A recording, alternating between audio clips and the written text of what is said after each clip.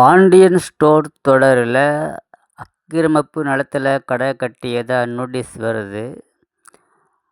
அப்போ சக்தியும் குமாரும் நாங்கள் போய் பேசிக்கிறோம், யாரும் ஆள் தெரியாமல் அனுப்பிச்சிருக்கிறாங்க அப்படின்னு அவங்க அண்ணங்கிட்ட சொல்லிட்டு சக்தி அவங்க பையனை கூட்டிகிட்டு ஆஃபீஸுக்கு வராரு. அங்கே போய் விசாரிக்கிறாரு. சத்தம் போட்டு கேட்குறாரு, யார் நோட்டீஸ் அனுப்பிச்சது, யார் என்னென்னு தெரியாமல் அனுப்பிச்சிக்கிறாங்க, யாரா புதுசாக ஆள் வந்துக்கிறாங்களா அப்படின்னு கேட்குறாரு. இல்லை மேடம் தான் பார்த்துக்கிறாங்கன்னு சொல்கிறாரு.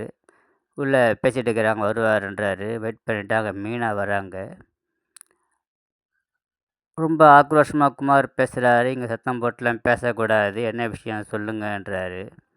யாரை கேட்டு எங்கள் கடையை இடிக்க சொல்லி நோட்டீஸ் அனுப்பிச்சிருக்கிறீங்க அப்படின்னு கேட்குறாரு.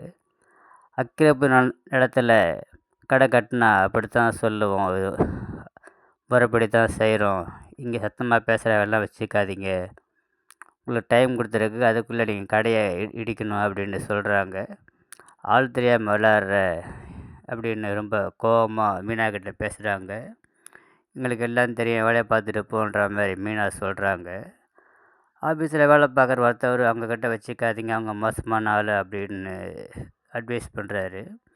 அவங்க எதிர் வீட்டில் தான் இருக்கிறாங்க, அவங்கள பார்த்துக்கிட்டு தான் இருக்கிறேன், எல்லாம் தெரியும், நான் பார்த்துக்கிறேன் அப்படின்ற மாதிரி மீனா சொல்கிறாங்க. இல்லை வேலைக்கு சேர சொல்லி பாண்டியன் சொல்கிறாரு. அவங்க ஹஸ்பண்ட் கூட்டிக்கிட்டு போகிறாரு. ஸ்கூலில் வேலையில் சேர்ந்துக்க சொல்கிறாங்க. சர்டிஃபிகேட் இல்லைன்னா பரவாயில்ல, அப்புறம் பார்த்துக்கலாம் அப்படின்றாங்க. அங்கே போய் கிளாஸில் அட்டன் பண்ண போகிறாங்க. பசங்க ரொம்ப அட்டகாசம் பண்ணுது, சேட்டை பண்ணுது, கையில் கிடைக்கிறத தூக்கி அடிக்குது. என்ன பண்ணுறதுன்னு தெரியாமல் மயில் முழிச்சுக்கிட்டு இருக்கிறாங்க.